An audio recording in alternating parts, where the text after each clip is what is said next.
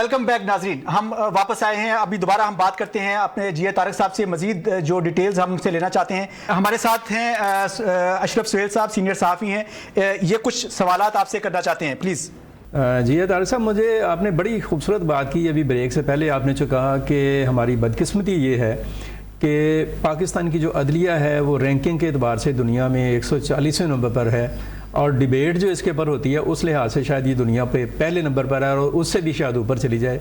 आप माहिर कानून हैं और बड़े आप कह लें कि सिविल सोसाइटी को भी समझते हैं और आइनी मामलात को भी आप जानते हैं और समझते हैं। तो ये जो जिम्मेदारी है अदलिया पर आयद होती है कि अपने वो जेस्चर को, अपने पोस्चर को ठीक करे, तो कौन सा ऐसा कोई तरीकाकार है या लाहेअमल हो सकता है कि अदलिया अपने वक़ार को और अपनी जिसे कह लें कि एक उनका जो तशख़्ख़ुस है और उनका जो जेस्चर है उसको बेहतर कर सके? कोई रास्ता, कोई तरीका जो आप समझते हो या सोचते हो, वो भी हमारे जो क़ारीन इनको ज़रा नाज़रीन उन्हें आगाह कीजिए। भाई, मैं समझता हूं कि सबसे पहले अदलिया को अपनी जजमेंट के जरिए बोलना चाहिए। बहुत अच्छी बात। आज कोई भी मुकदमा जब सुप्रीम कोर्ट में बिलखसूस पेश होता है जी जी, तो उसमें जजेस के जो कमेंट्स और व्यूज हैं वो इस हद तक मुकदमे का रुख मुतय्यन कर देते हैं जी। मुल्क के बड़े से बड़े कॉन्स्टिट्यूशनल मैटर पर भी एक रेडी बांध भी जान सकता है कि सुप्रीम कोर्ट क्या फैसला करेगी। जी बिल्कुल बिल्कुल। दूसरा सबसे बड़ा जो अलमिया है कि सुप्रीम कोर्ट में टोटल 3500 वकील है 2 लाख वकीलों में से जी, और हार्डली 1 लाख या 1.5 लाख लोगों का सुप्रीम कोर्ट में मुकदमा चल रहा होगा सारे मामलात मिलाकर। बिल्कुल। लेकिन पाकिस्तान की जो law judiciary, civil court, magisterial court, session court हैं और अब किसी हद तक हाई कोर्ट भी मैं कहता हूं, ये रिश्वत और करप्शन में और इतने डूब चुके हुए हैं कि उनके ऊपर चेक एंड बैलेंस करने वाले अपनी इमेज बिल्डिंग में इतने बिजी हैं कि वो अपने इदारे की तरफ देखने का उनके पास वक्त नहीं है। बिल्कुल ठीक है। और हर वो शख्स, खास तौर पे सुप्रीम कोर्ट जिसने लोगों को सादिक और अमीन होने के सर्टिफिकेट देने हैं, जी जी, वो खुद सादिक और अमीन होने के क्राइटेरिया पर उस वक्त भी पूरे नहीं उतरते जब वो उस ओहदे को कबूल कर लेते हैं जिसके दरअसल वो अहल भी नहीं है। आपने ठीक कहा। वो किसी लॉबिंग के जरिए वो ओहदा हासिल कर रहे हैं, तो कैसे आप तो करते हैं कि वो किसी इस मुल्क के हुक्मरानों को या इस मुल्क के सियासतदानों को राह रास्त पर ला सकेंगे? तो इसका मतलब ये हुआ, इसका मतलब फिर ये हुआ कि जो हमारी सियासी जमातें हैं वो एक तरफ खड़े होकर कोई ये कहता है कि हम पार्लियामान की बालादस्ती के लिए काम कर रहे हैं, कोई कह रहा है कि हम अदलिया की आज़ादी के लिए काम कर रहे हैं, और जो अदलिया है जिसकी खुद जिम्मेदारी है कि अपनी आज़ादी और अपने ऑनर को उसने कैसे सिक्योर करना है और कैसे उसको ऊपर लेकर जाना है, वो इस शायद सोच से ही महरूम है। उसके जो जिम्मेदारान हैं, जैसे अपने करप्शन का भी जिक्र किया, लोअर कोर्ट्स का भी जिक्र किया और बहुत सारी चीज़ों का आपने जिक्र किया, तो इसके ऊपर आप क्या समझते हैं कि जो पाकिस्तान के वकला हैं जिनकी आप नुमाइंदगी करते हैं उनको साइलेंट और ओपनली क्या अदलिया को जिम्मेदार बनाने के लिए किसी तहरीक का आगाज़ करना चाहिए? अच्छा, इसके साथ एक और क्वेश्चन ऐड कर लीजिएगा तारिक साहब, एक ही उसमें जवाब दे दीजिएगा। एक दूसरी चीज़ ये है कि ये जो जजेस हैं, लेट्स सपोज ये अगर करप्शन में भी या उनको तहफ़्फ़ुज़ भी देते हैं, जो भी इनके किरदार हैं, अगर हम इनका बैकग्राउंड देखें तो ये भी पहले वकील ही थे और वकला में से ही ये निकल कर जजेस बने हैं। तो आपका क्या ख्याल है कि किसी ऐसे सिस्टम की ज़रूरत है जहां पे एक ऐसा एक फ़िल्टर लगे जो ऐसे वकला को ही सिर्फ ऊपर जाने दे जिनका जो माजी है वो बहुत अच्छा हो और वो आइन और कानून के साथ खड़े होने वाले हों? अली भाई, मेरी गुजारिश ये है कि मुल्क में सिविल जज जब अपॉइंट होना है तो वो कंपटीशन लेवल का इम्तहान देता है। मुल्क में एडिशनल सेशन जज जब अपॉइंट होना है तो 10 साल की ट्रेनिंग के साथ वो सर्विस कमीशन का इम्तहान देता है। लेकिन जब आपने हाईकोर्ट का जज बनना है तो सियासी वाबस्तगी एक सबसे बड़ा सर्टिफिकेट है। बिल्कुल ठीक है। और जिन लोगों को जज लगाया जाता है कभी ये नहीं उनसे पूछा गया कि आपकी 20 साल की वकालत में, 15 साल की वकालत में कितने केसेस आपने हाईकोर्ट में कंडक्ट किए हैं। तो हम ये बात कर रहे थे कि जो हमारा जुडिशरी सिस्टम है from lower court to high court and then supreme court, इसके अंदर कहाँ पे क्या क्या नकाइस हैं और उनको कैसे दुरुस्त किया जा सकता है, और इस वक्त लॉयर्स जो हैं वो जो करंट सिनेरियो है अदलिया का पाकिस्तान के अंदर, उसके बारे में क्या सोच रहे हैं। अब जो हम अगला टॉपिक है हमारा सुहेल साहब, वो बड़ा हॉट टॉपिक है और बड़ा ही सेंसिटिव भी है। वो इस तरह से कि रहीम यार खान सादिकाबाद कच्चे का इलाका इस वक्त नो गो एरिया बना हुआ है और वहां पर पिछले 3-4 महीने के अंदर तकरीबन 3 से 4 दर्जन लोग अपनी जानें गंवा चुके हैं। उसमें सिर्फ सिविलियंस ही नहीं है बल्कि उसके अंदर पुलिस फोर्स के लोग भी हैं जो अपनी जान गंवा चुके हैं। तो ये इस वक्त हमें सोचने की जरूरत है कि गवर्नमेंट जो है वो इस वक्त क्या कर रही है, वो क्या इंतजाम कर रही है कि आम लोगों को तहफ़्फ़ुज़ फराहम कर सके। और ये इशू जो है ये कोई नया नहीं है, ये पिछले कई दहाइयों से चलता आ रहा है। पुलिस जो है एक ऑपरेशन करती है और वो सीजनल ऑपरेशन होता है, वो गंदम की फसल के आने से पहले ये पहुंच जाते हैं और कहने मीन्स कि ये कोई कंफर्म बात नहीं है लेकिन कहा यह जाता है कि शायद ये गंदम उठाने जाते हैं वहां पे।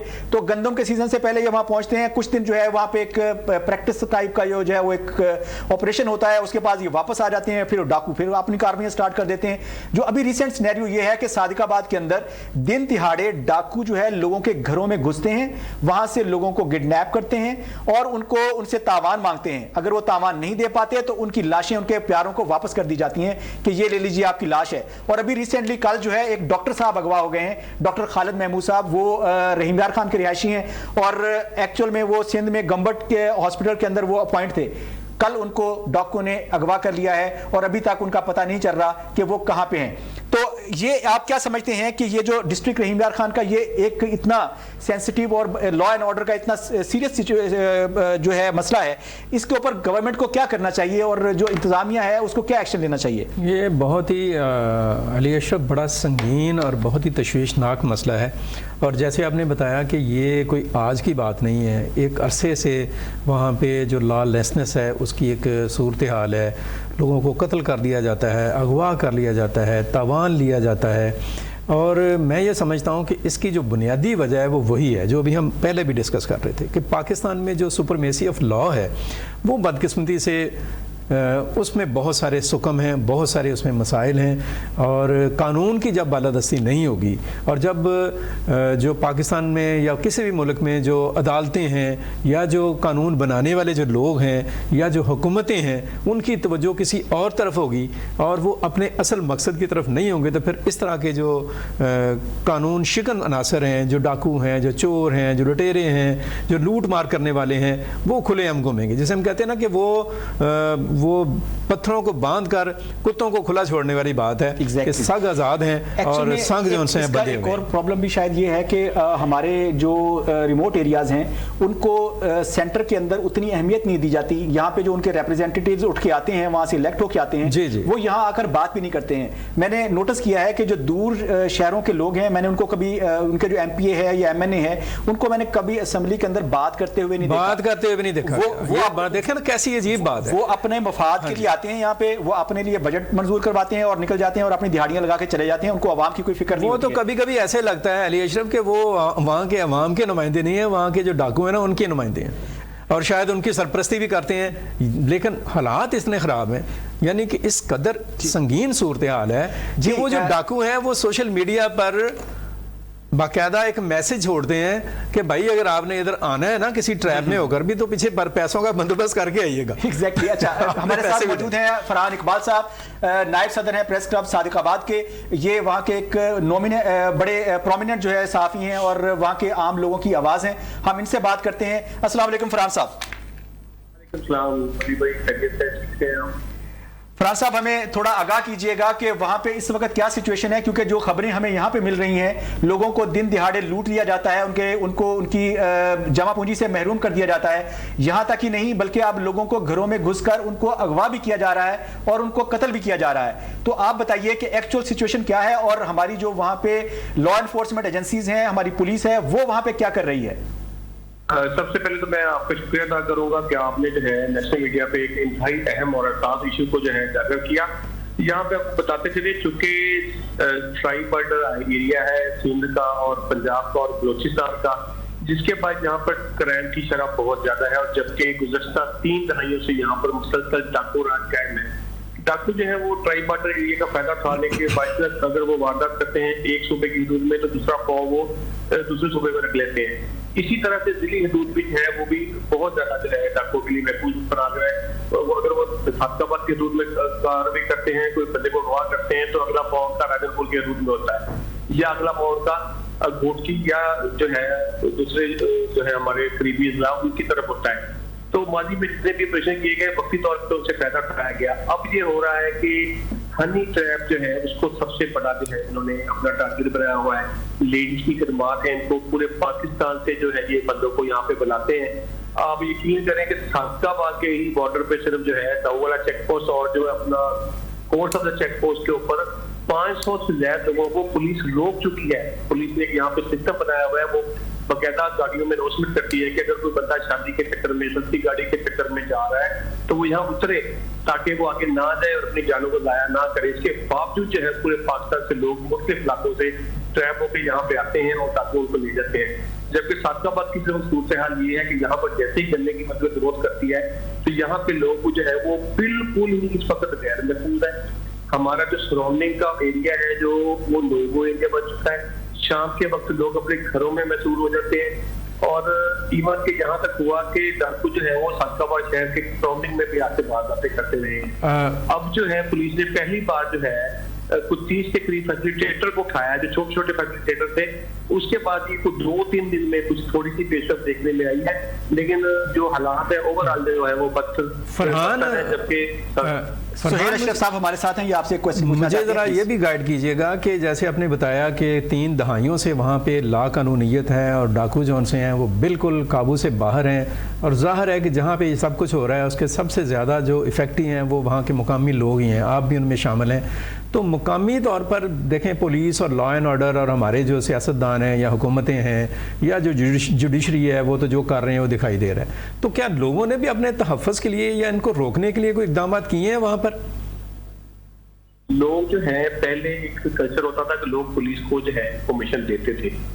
फिर एक ऐसा दौर आया कि जब पुलिस जो है इन्फॉर्मेशन देने वाले का नाम लीक आउट करने लग पड़ी, जिसके बाद डाकू जो है उन बंदों के सर हो जाते, खानदानी दुश्मनियां पड़ जाती, जिसके बाद जो है लोगों ने अब पुलिस के साथ ताउन करना छोड़ दिया है जी। तो ये एक बहुत बड़ा जो है ना एक फेलियर है पुलिस का कि लोगों का पुलिस के ऊपर यहाँ पे एतमाद नहीं रहा। एक नेटवर्क था, जब डाकू गुजरते थे किसी इलाके से आते थे जाते थे तो लोग पुलिस को इन्फॉर्मेशन कर देते थे। फिर जो है बहुत सारे ऐसे भी इलाके में सूरत हाल देखने में आई कि हमारे इलाके में वारदात ना करो। ये एक बहुत बड़ा कल्चर है पुलिस के अंदर। पुलिस के अफसरान आते रहे हैं, वो यहाँ पे यही कहते हैं जी कि देखें आप सिंध में हैं तो सिंध में रहें, हमारी तरफ ना आए। सिंध के जो है वहां उनको पजीराई मिलती रही कि आप यहाँ वारदात ना करें, पंजाब में कर लें। तो माजी में ये हुआ कि जब छोटू के खिलाफ, यहाँ छोटू गैंग के खिलाफ ऑपरेशन किया गया आर्मी की जानिब से, एक बहुत बड़ा ऑपरेशन था। वहां पे जो है कच्चा जमाल को खाली कराया गया। उसके बाद जो है कच्चा कराची का इलाके में बेहतरी देखने में आई, लेकिन जैसी फौज वहां से वापस गई है तो ये डाकू वहां पे फिर से वापस आ गए।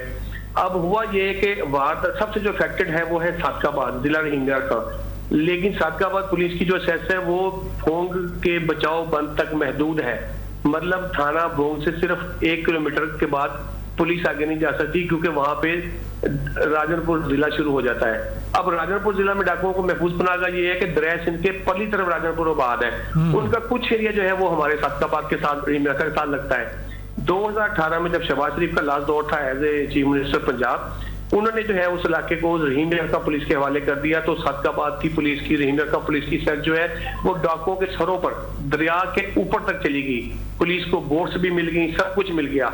लेकिन जैसे ही वहां पे हुकूमत चेंज हुई है 2018 के बाद, तो वो वही वडेरा शाही, वही कल्चर जिसका आप जिक्र कर चुके हैं वो सामने आया।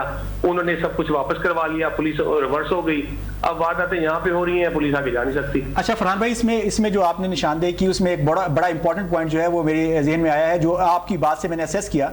एक्चुअल में जो हम अगर देखते हैं तो तीनों जो सूबे हैं, बलूचिस्तान, सिंध और पंजाब, इन तीनों की जो फोर्सेस हैं उनकी आपस में जो कोऑर्डिनेशन है वो नहीं है शायद, और उस लैक ऑफ कोऑर्डिनेशन की वजह से डाकू जो है फायदा उठाता है और वो हमलावर होता है कभी सिंध में, कभी पंजाब में और कभी बलूचिस्तान में।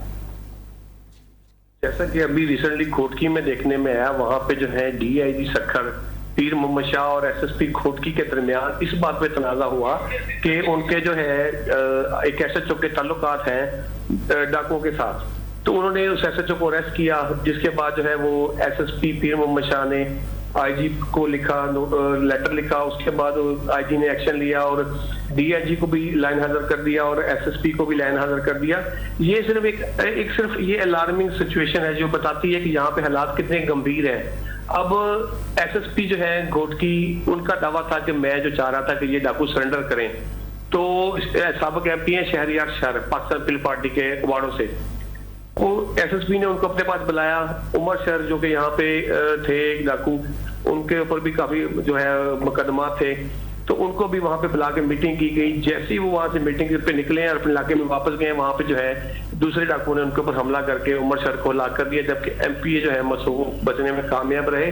लेकिन उसके बाद जो है अब सबसे बड़ी जो सूरत हाल ये है कि SSP भी मुअत्तल होकर जा चुका है, DIG भी मुअत्तल होकर जा चुका है, जबकि SHO जो है वो वहां पे है लाकब में। अब क्वेश्चन ये है कि वहां पे एक बहुत बड़े कबायली तसादम का खतरा है। नहीं, इसमें फराज साहब इसमें एक पॉइंट और प्लीज ऐड कर लीजिएगा।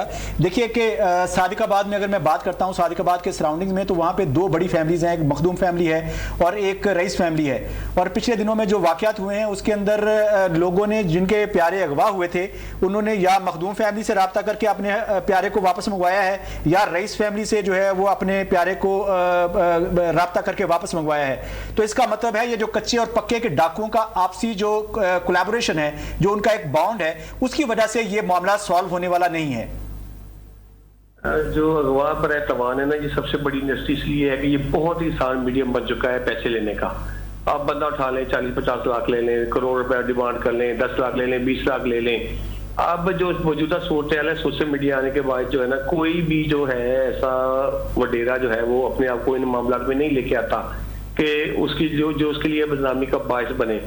अब जो है वो डाकू, जो लोग खुद, ऐसा होता है कि लोग खुद कुरान पाक लेके या दूसरे जराए से वहां पहुंच जाते हैं। जैसे एक नामी गिरामी हमारे पाकिस्तान के पहलवान है, उनका भतीजा अगवा हुआ, उनको किसी ने सपोर्ट नहीं किया। वो खुद डाकुओं के पास जाते रहे, उनकी सोशल मीडिया पे वीडियोस मौजूद हैं, वो खुद डाकुओं के पास, वहां डाकुओं तक पहुंचे हैं, डाकुओं के पास मिले हैं और 60 लाख रुपए तवान दे के अपने भतीजे को बाजियाब करा के लेके आए हैं।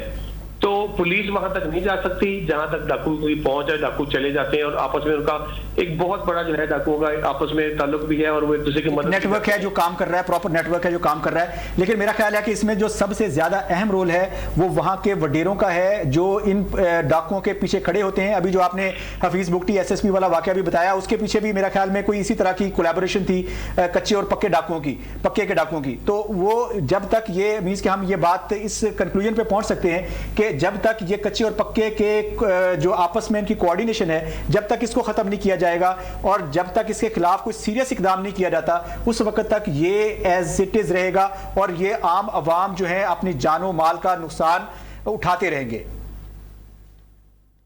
सबसे ज्यादा जरूरी ये है कि कच्चे के इलाके को भी अपग्रेड किया जाए, वहां पे भी डेवलपमेंट की जाए, वहां पे भी जो है लोगों को सेहत की, तालीम की सहूलियत दी जाए। अब वहां पे कोई किसी किस्म का इंफ्रास्ट्रक्चर मौजूद नहीं है, तो वो लोगों के लिए सबसे जो अहम चीज है, मुश्किल है, वो वेपन है। और फिर उनके पास ऐसा वेपन पूरे पाकिस्तान से उनके पास पहुंच रहा है जिसकी वो सरेआम नुमाइश करते हैं और पुलिस को वो खौफजदा करते हैं। पुलिस के जवान एक आम राइफल के साथ क्या उनसे मुकाबला करेंगे? अभी लास्ट 2 महीने पहले माचका में 12 पुलिस एहलकार शहीद हुए जो कि ड्यूटी से वापस आ रहे थे। exactly. अब लेक ऑफ कम्युनिकेशन है, वहां पे उनका सिक्योरिटी का कोई बंदोबस्त नहीं किया गया था। माजी में ये होता रहा है कि इस इलाके में जब एक लांगरी भी वापस आ रहा होता था या तंदूर से भी जा रहा होता था, तो लीड की 2 गाड़ियां उसके साथ होती थी। इस बार इतना बड़ा जो है सिक्योरिटी लैक्स हुआ कि 12 पुलिस एहलकार जवान जो शहीद हुए, उनकी सिक्योरिटी पे कुछ भी नहीं था। वो सब वो थे जो अपना असला जमा करवा के सिर्फ 1-2 राइफल के साथ जो है वो वापस आ रहे थे। नहीं तो फरहाद साहब अभी पिछले दिनों जो हमारे इंफॉर्मेशन मिनिस्टर हैं तारड़ साहब, वो जो है वो एक बात कर रहे थे किसी चैनल पे बैठ के तारीख में हमने पहली दफा जो है कच्चे के अंदर एक फोर्स क्रिएट कर दी है और वो फोर्स जो है वो अब वहां पे हर वक्त रहेगी और ये मामला को ठीक करें। तो उसके लिए आपको कोई ग्राउंड पे इकदाम नजर आ रहे हैं या सिर्फ ये जुबानी खर्च जमा है? जो 11 अरब रुपए इस इलाके में लग चुका है, 11 अरब हमें यहाँ पे कहीं नजर नहीं आया। ओके। एक बार पूरे पाकिस्तान के इलेक्शन भी इसी मुद्दे पे मुलतवी हो चुके हैं कि कच्चे के हालात ठीक नहीं है। तो अब सिर्फ ये हो रहा है कि वहां पे तकरीबन 6 से 7 चौकियां बन रही हैं, वहां पे पुख्ता तामीरात हो जाएंगी जहाँ पे पुलिस के जवान जो है ठहरेंगे। जबकि बुनियादी मसला वही है कि जब तक यहाँ पे स्ट्रक्चर नहीं बनता, लोगों को डेवलपमेंट नहीं मिलती, उस वक्त तक यहाँ पे मामला ठीक नहीं हो सकते। एग्जैक्टली बहुत शुक्रिया फरहान साहब आपके टाइम का, आपने वक्त निकाला हमारे लिए, और हमने अपनी जो डिस्ट्रिक्ट रहीम यार खान के तहसील सादिकाबाद की आवाज़ है उसको आला हुकाम तक पहुंचाया ताकि वो इसके ऊपर कोई सीरियस इकदाम करें, और वहाँ के लोगों की जो ज़िंदगी इस वक्त अजीरन है, लोग अपनी जानो माल का नुकसान कर रहे हैं, वो उसके लिए कोई बंदोबस्त करें और उनके लिए कोई इंतजाम करें। आज का प्रोग्राम सिर्फ इतना ही थी, सारी चीज़ें हम आपसे इजाज़त चाहते हैं। हमारे साथ जुड़े रहिएगा, हमारे प्रोग्राम को देखते रहिएगा, सोशल मीडिया पे हमारे प्रोग्राम को फॉलो कीजिए, हमारे पेजेस को लाइक कीजिए, और ख़ास तौर पर अपना इसके ऊपर फीडबैक ज़रूर दीजिएगा, अपनी राय से ज़रूर आगाह कीजिएगा। बहुत शुक्रिया। अस्सलाम वालेकुम। पाकिस्तान जिंदाबाद।